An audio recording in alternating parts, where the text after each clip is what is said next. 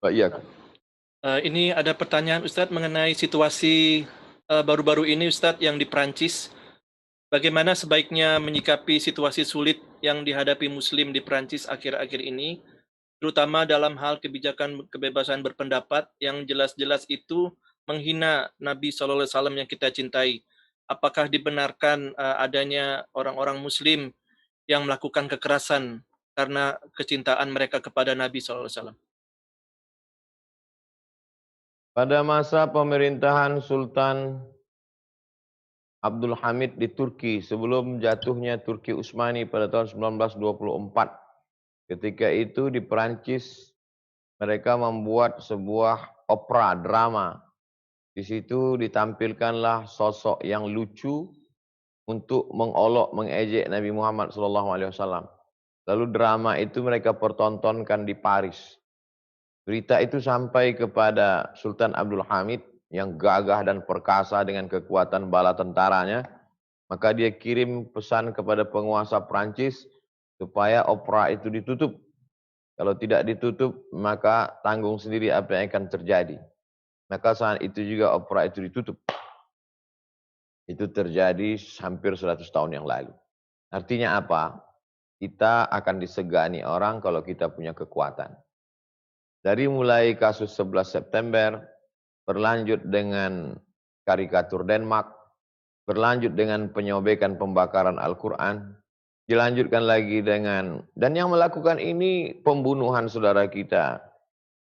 Dilanjutkan lagi, dan ini yang melakukannya bukan masyarakat biasa.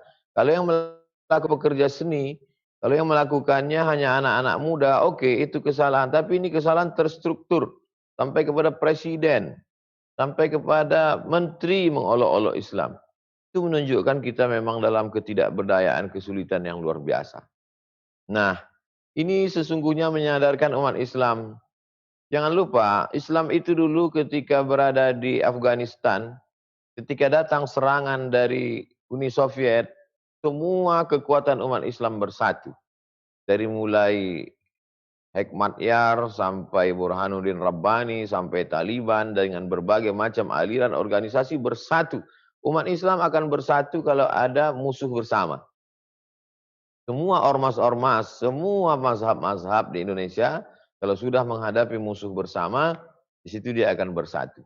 Oleh sebab itu kita perlu juga melihat bagaimana skenario Allah menyatukan umat ini, bahwa ini adalah cara bagaimana supaya umat Islam ini bersatu, melepaskan dari masalah yang remeh-temeh, masalah kecil khilafiyah-khilafiyah, bahwa musuh besar kita bersama adalah kejahatan terstruktur untuk membusukkan umat Islam, untuk mengejek, mengolok umat Islam. Nah, setelah kita tahu bagaimana respon umat Islam. Respon umat Islam terbagi 3 secara umum. Yang pertama yang amat sangat militan, sampai rela mengorbankan nyawanya seperti yang dilakukan salah seorang muslim. Menurut dia mati syahid dengan memenggal kepala guru yang kurang ajar, yang menunjukkan karikatur di depan murid-muridnya dengan kebanggaan, maka memancung kepalanya adalah jihad fisabilillah. Ini pendapat pertama umat Islam. Yang kedua, yang diam saja, lawan daripada respon. Memang begitu biasanya. Kalau ada amat sangat keras, ada yang amat sangat lunak. Ya sudahlah, diam sajalah, berdoa kepada Allah Subhanahu wa taala. Yang ketiga, menunjukkan respon, tapi respon yang positif. Salah satunya adalah dengan memboikot produk-produk. Ini yang dilakukan saudara-saudara kita di Kuwait, di Timur Tengah, di negeri kita, dengan memboikot produk-produk Prancis dan lain sebagainya, karena ini bagian dari embargo ekonomi. Tapi yang jauh lebih penting dari itu semua adalah seperti yang disampaikan Profesor Ismail Raji Al-Faruqi dari Temple University Connecticut yang terbunuh oleh agen Mossad Israel. Beliau seorang Palestina dan beliau membuahkan suatu pikiran yang brilian, cerdas. Kata beliau, kita tidak akan pernah menang melawan mereka dengan meledakkan kedutaan mereka, dengan membunuh mereka. Tidak dengan demikian, tapi dengan ilmu pengetahuan. Oleh sebab itu, cerita-cerita ini kita ceritakan ke anak-anak kita ceritakan ke jamaah untuk membakar semangat mereka untuk menuntut ilmu, lalu kemudian militansinya melaksanakan ibadah.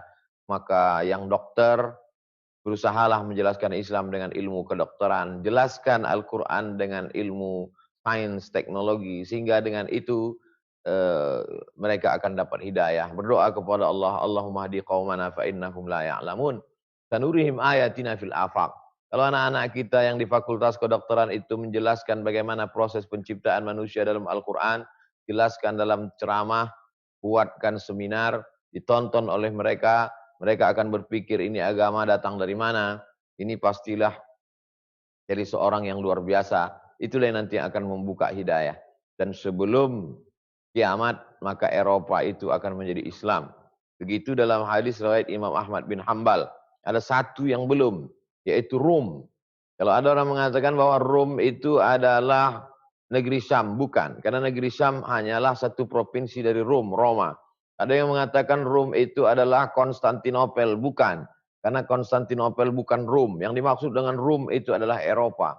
Dan sebelum hari kiamat, Eropa itu akan berkumandang azan, akan berkumandang asma Allah. Ini adalah bagian dari proses menuju itu. Maka dengan ini bersatulah umat-umat Islam. Bersatu. Bernard Lewis sendiri dari seorang pemikir Yahudi, Bernard Lewis sendiri memprediksi bahwa Eropa itu akan Islam. Dengan prediksi 3 analisa.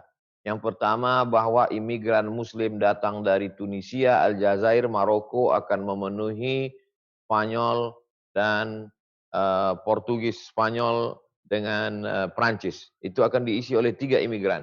Kemudian India, Pakistan, Bangladesh akan mengisi Inggris. Kemudian Turki akan mengisi Jerman. Maka kalau sudah Spanyol, Inggris, Jerman, Prancis diisi Muslim, maka negeri-negeri yang kecil itu mengikut, termasuklah Indonesia, bahkan punya masjid di beberapa kota di Eropa, maka sesungguhnya Islam akan masuk dengan cara damai, bukan dengan pedang, bukan dengan peperangan, bukan dengan kekerasan, tapi dengan pintu hidayah. Dan saya percaya itu. Teori dari Bernard Lewis itulah yang membuatkan sebuah ketakutan yang disebut dengan Islamophobia. Pertama, imigrasi, perpindahan migran umat Islam ke Eropa yang begitu pesat, besar.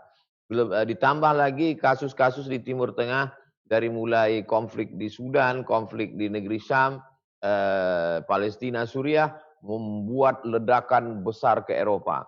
Yang kedua adalah mereka punah disebabkan LGBT karena tidak menikah, homoseksual. Sedangkan umat Islam diajarkan tazawwajul walud al-wadud. Jangan menikah banyak anak, kamu nanti akan dibanggakan Nabi di padang mahsyar. Dan yang ketiga adalah janji Allah. Dan Allah kalau sudah berjanji, innaka la tukhliful mi'ad. Jadi Islamophobia yang dihadapi hari ini, itu adalah buah dari pemikiran mereka sendiri. Di antara pemikir besarnya adalah Samuel Huntington dengan Clash Civilization, benturan peradaban, dan Bernard Lewis yang memprediksikan bahwa Eropa itu akan Islam. Demikian, wallahu a'lam. Jazakallah khair Ustaz. Wa'alaikum. Ini Ustadz ada pertanyaan yang berhubungan mungkin ya Ustadz, yang tadi Ustadz jelaskan itu. Bagi kami yang tinggal di Amerika, apa yang harus kami katakan kepada non-muslim yang berpandangan negatif terhadap Islam karena kejadian-kejadian seperti yang terjadi di Prancis, pembunuhan mereka yang menghina Islam? Apakah sikap muslim ini, bagaimana sikap kita supaya tidak salah langkah dalam berdakwah dan mengganggu jalannya dakwah?